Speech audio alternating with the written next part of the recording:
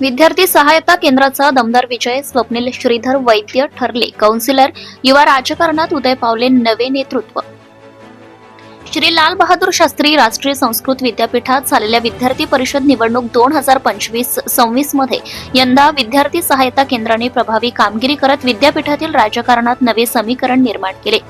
अखिल भारतीय विद्यार्थी परिषद ABVP विरुद्ध झालेल्या या चुरशीच्या लढतीत संघटनेने अपेक्षेपेक्षा चांगलं प्रदर्शन करून कॅम्पस राजकारणात आपली मजबूत उपस्थिती नोंदवली.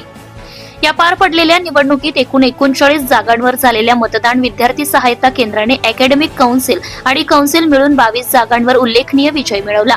हा निकाल विद्यार्थ्यांमध्ये संघटनेवरील वाढता विश्वास आणि विद्यापीठातील बदलते राजकीय कल दर्शवतो.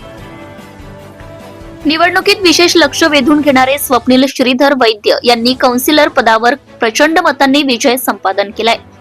बिहारमधील एका साध्या गावातून विद्यापीठापर्यंतचा प्रवास करणारे स्वप्नील हे कॅम्पस राजकारणातील उभरते, जनसमर्थित आणि प्रभावी युवा नेतृत्व मानले जाते.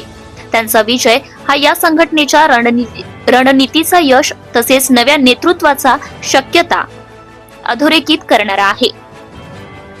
विशेष म्हणजे विद्यार्थी सहायता केंद्राच्या या व्यापक यशामागे अध्यक्ष हर्षित राजौरिया आणि संघटनेचे सक्रिय सदस्य कमल कुमार यांचे योगदानही महत्त्वपूर्ण मानले जात आहे.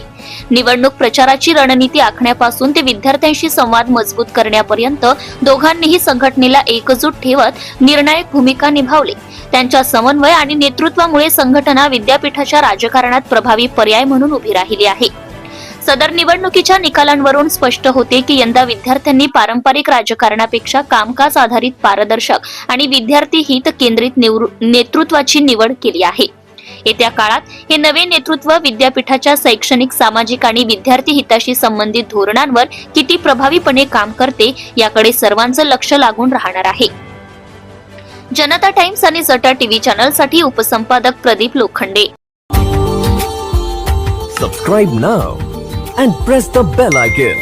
Never miss an update.